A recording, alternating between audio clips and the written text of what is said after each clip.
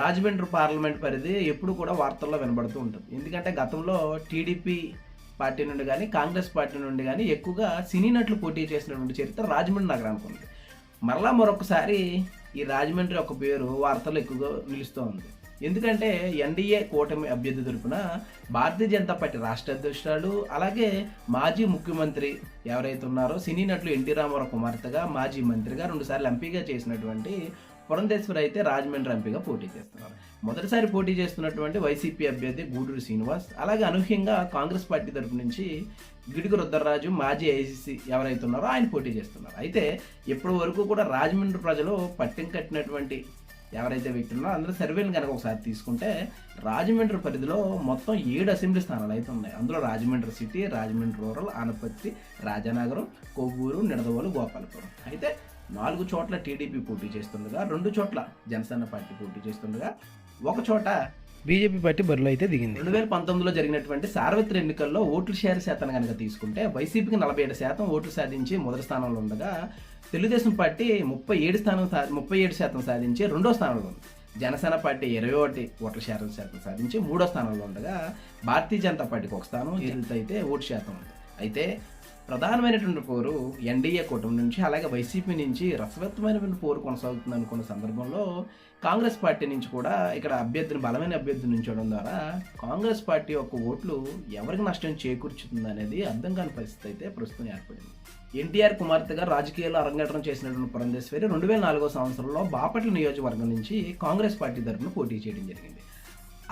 అదే నియోజకవర్గం నుంచి దగ్గుబాటి రామానాయుడు ఎవరైతే ఉన్నారో సినీ నటుడు విక్టర్ వెంకటేష్ తండ్రి తెలుగుదేశం పార్టీ నుంచి పోటీ చేయడం జరిగింది. అయితే దగ్గుబాటి రామానాయుడు మీద 93,000 ఓట్ల మెజారిటీతో కాంగ్రెస్ పార్టీ తరఫున పోటీ చేసిన దగ్గుబాటి పురంధేశ్వరి అయితే విజయం సాధించారు. అయితే 2009లో జరిగినటువంటి పునర్విభజన నియోజకవర్గం భాగంగా అది ఎస్సీ నియోజకవర్గం కింద మారింది. అయితే అక్కడి నుండి విశాఖపట్నం షిఫ్ట్ అయ్యారు పురంధేశ్వరి. అయితే విశాఖపట్నంలో కాంగ్రెస్ పార్టీ తరఫు నుంచి పురంధేశ్వరి పోటీ చేయగా ప్రజారాజ్యం పార్టీ తరఫు నుంచి పల్లా శ్రీనివాస్ నాయుడు పోటీ చేస్తే 2వ స్థానం, అలాగే తెలుగుదేశం నుంచి పార్టీ చేసినటువంటి ఎంవీఎస్ మూర్తి 3వ స్థానానికి పరిమితమయ్యారు. అయితే 2014, 2019లో రాజంపేట నుంచి విశాఖపట్నం నుంచి పోటీ చేసి దగ్గుబాటి పురంధేశ్వరి అయితే ఓటమి పాలు చెందారు.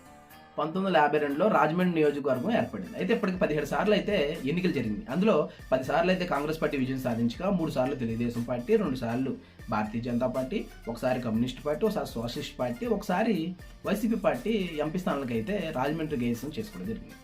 తొలి ఎన్నికల్లో కమ్యూనిస్టు పార్టీ తరఫున పోటీ చేసినటువంటి నల్లా రెడ్డి నాయుడు విజయం సాధించగా దాని తర్వాత కమ్యూనిస్టు పార్టీ తరఫున పోటీ చేసినటువంటి కోనేటి మోహన్ రావు విజయం సాధించారు.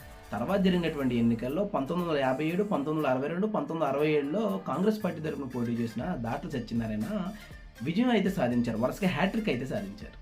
ఆ తర్వాత 1971, 1977, 1978లో జరిగినటువంటి ఎన్నికల్లో కాంగ్రెస్ పార్టీ తరఫున పోటీ చేసినటువంటి పట్టాభి రామారావు అయితే హ్యాట్రిక్ విజయం సాధించారు.